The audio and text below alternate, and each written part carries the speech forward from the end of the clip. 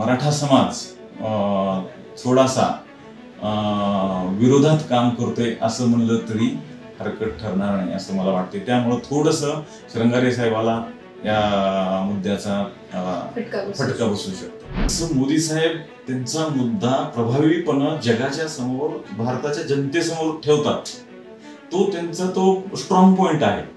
तसा strong point आपल्या बीजेपीच्या उमेदवाराकडे नाहीये। काँग्रेस पक्षानं डॉक्टर शिवाजीराव काळगे यांना उमेदवारी दिली, या उमेदवारीचा नक्कीच फायदा काँग्रेस पक्षाला या निवडणुकीच्या संदर्भाने होणार आहे। आणि याच्यामुळं जो एक लिंगायत समाज लातूर जिल्ह्यामध्ये बऱ्यापैकी संख्या असणारा मतदार हा एक सुखावला गेला की बाबा आपला समाजाला या ठिकाणी प्रतिनिधित्व लातूर जिल्ह्यातर्फे मिळते। यावर्षी 2024ची लोकसभा निवडणूक जाहीर झालेली आहे। लातूर लोकसभा मतदारसंघामध्ये काँग्रेस पक्षातर्फे डॉक्टर शिवाजी काळगे साहेब व भारतीय जनता पार्टीतर्फे श्री सुधाकर श्रंगारे साहेब हे उमेदवार म्हणून आहेत। सुधाकर श्रंगारे यांनी चांगला विजय मिळवला होता, परंतु त्यावेळेस मोदी लाट होती। या 2024च्या इलेक्शनमध्ये काँग्रेस पक्षाने एक उच्च शिक्षित व वैद्यकीय सेवा देणारा डॉक्टर शिवाजी काळगे यांना उमेदवारी दिलेली आहे। जेव्हापासून उमेदवारी जाहीर झाली तेव्हापासूनच डॉक्टर शिवाजी काळगे साहेबांनी प्रचारात आघाडी घेतलेली आहे आणि ती आघाडी ते सतत दररोज वाढत आहे असंच वाटतंय। त्यांच्यासाठी देशमुख फॅमिली पूर्णपणे प्रचारात उतरलेली आहे। आणि दुसऱ्या बाजूचा विचार करता सुधाकर श्रंगारे साहेबांना मागील निवडणुकीमध्ये 2,89,000 एवढं मतदान आधिक्य त्यांना मिळालेलं होतं। एवढं आधिक्य लीड आपल्या काळगे साहेबांना कमी करणं हे खूप मोठं प्रचंड आव्हान काळगे साहेबांच्या समोर आहे। श्रंगारे साहेबांच्या पाठीमागं संपूर्ण बीजेपीची टीम, केंद्रीय म्हणजे दिल्लीपासून ते गल्लीपर्यंतची संपूर्ण बीजेपीची टीम त्यांच्यासाठी काम करत आहे। मराठा समाज एक मोठा समाज आहे महाराष्ट्रातला, जरी तो राजकारणात काही ठिकाणी पुढे असला तरी ग्रामीण भागातला जो मराठा समाज आहे तो खूप त्यांचं पहिलं आर्थिक उत्पन्नाचं साधन हा शेतीच आहे आणि शेती आजकाल परवडणाशी झालेली आहे। आणि सगळ्यात मुख्य लातूर जिल्हा हा सोयाबीनचं हब आहे। या सोयाबीनलाच खूप कमी भाव या 2 वर्षात मिळालेला आहे। 4,000 एवढा भाव कमी असल्यामुळे शेतकरी हा नाराज आहे। आणि मग शेतकऱ्यांना ॲडमिशन घेताना, शिक्षण घेताना पैसा पण नाहीये आणि राजकीय रिझर्वेशन नाहीये। त्यामुळं हा समाज खूप आक्रमक झालेला आहे आणि या समाजाला ओबीसी मधून टिकणार आरक्षण पाहिजे असं आहे। मग जरांगे पाटलांनी ती भूमिका घेतली आणि हीच भूमिका सर्व ग्रामीण आणि शहरी मराठा समाजाने उचलून धरलेली आहे। त्यामुळं आणि ते काम ते महाराष्ट्र सरकारच्या पुढे मांडत होते, पण ते काम त्यांचं झालेलं नाहीये। त्यांना स्वतंत्र जरी आरक्षण दिलं असलं तरी मराठ्यांची मागणी ओबीसी मधून होती, ती पूर्ण झालेली नाहीये। त्यामुळं मराठा समाज थोडासा विरोधात काम करतोय असं म्हणलं तरी हरकत ठरणार नाही असं मला वाटते। त्यामुळं थोडंसं श्रंगारे साहेबाला या मुद्द्याचा फटका बसू शकतो।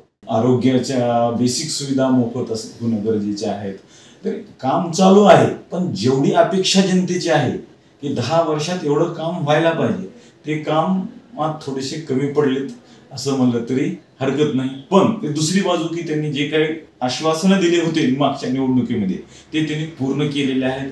त्यामुळं त्याच्याविषयी आपण एक त्यांचा प्लस पॉइंट आहे।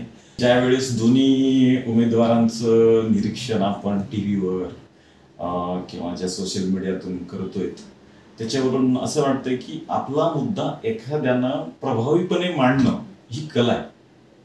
जसं मोदी साहेब त्यांचा मुद्दा प्रभावीपणे जगाच्या समोर, भारताच्या जनतेसमोर ठेवतात, तो त्यांचा तो स्ट्रॉंग पॉइंट आहे. तसा स्ट्रॉंग पॉइंट आपल्या बीजेपीच्या उमेदवाराकडे नाहीये. ते फार काही गोष्टी जास्त पटवू देऊ शकत नाहीयेत. परंतु शिवाजी काळगे एक उच्च शिक्षित आहेत, त्यांना प्रत्येक विभागातलं चांगलं नॉलेज आहे.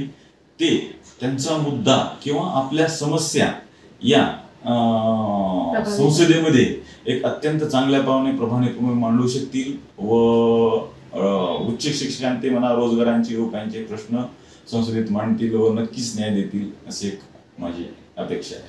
काँग्रेस पक्षानं डॉक्टर शिवाजीराव काळगे यांना उमेदवारी दिली. या उमेदवारीचा नक्कीच फायदा काँग्रेस पक्षाला या निवडणुकीच्या संदर्भानं होणार आहे. आणि याच्यामुळं जो एक लिंगायत समाज लातूर जिल्ह्यामध्ये बऱ्यापैकी संख्या असणारा मतदार हा एक सुखावला गेला की बाबा आपला समाजाला या ठिकाणी प्रतिनिधित्व लातूर जिल्ह्यातर्फे मिळतंय आणि ते आपल्या समाजासाठी चांगलं काम करतील. त्यामुळं संपूर्ण लिंगायत समाज आज त्यांच्यासाठी काम करतोय व तो 100% त्यांच्या मागे उभा राहील असं. विलासराव देशमुखांच्या काळातलं लातूर आणि आत्ताचं लातूर यातला फरक सांगू शकाल? आता कसं आहे, मान्य विलासरावजी देशमुख साहेब हे एक प्रचंड आणि उत्तुंग व्यक्तिमत्व होतं. लातूरच्या प्रत्येक नागरिकाला, तो कोणत्याही पक्षाचा असला तरी त्यांच्याविषयी आदरभाव आहे, सन्मान आहे आणि त्यांच्याविषयी एक वेगळी आस्था आहे. तसाच मी एक साहेबांचा फॉलोअर किंवा त्यांना मानणारा मी एक नागरिक आहे. तर साहेबांनी जे काय केलं ते पहिला घास अगोदर लातूरसाठी काढून ठेवलेला आहे. प्रत्येक गोष्ट लातूरसाठी दिलेली आहे. मग ते विमानतळ असेल, रेल्वे असतील, अंतर्गत रस्ते असतील, MIDC असेल, जे काही त्यांना देता आलं ते साहेबांनी दिलं. आणि जर इथून कार्यकर्ते दिले की मला लातूरला काहीतरी द्या, मग समजा एखादी गोष्ट मागितली तर ते साहेबांनी म्हटले मी तुम्हाला कधीही नाही म्हणणार नाही, तुम्ही प्लॅन घेऊन या. एखादा प्लॅन दिला की ते त्याच्यावर सही व्हायची. असं साहेबांचं एवढं काम प्रचंड होतं, कारण त्यांच्याकडे अधिकारही होते. त्यांचं पक्षात तसं सिनियरिटी असल्यामुळं त्यांचं वजनही राहायचं. विरोधी पक्षाकडे त्यांचे अत्यंत चांगले संबंध होते, त्यामुळे विरोधी पक्षाकडूनही त्यांना कामासाठी सहकार्य मिळायचं. आत्ता त्याच दिशेने माननीय आमदार अमितजी विलासराव देशमुख साहेब त्याच दृष्टीनं दमदारपणे वाटचाल करत आहेत. तेच आत्ताच्या निवडणुकीने महाराष्ट्राचे आम्ही त्यांना नेते मानतो, ते नेतेच होणार आहेत. त्यांच्या दृष्टिकोनात आता इथून पुढचा काळ तसाच होणार आहे. मधल्या काळामध्ये काही काळामध्ये थोडासा विकास मंदावला होता, पण आता नक्कीच तो लातूर ग्रीप घेईल असं वाटतं. महाराष्ट्रातील सर्व बातम्यांचे विश्वासार्ह व्यासपीठ, सकाळच्या सर्व सोशल मीडिया प्लॅटफॉर्मला लाईक, फॉलो आणि सबस्क्राईब करा. तसंच सर्व नोटिफिकेशनसाठी बेल आयकॉन प्रेस करायला विसरू नका.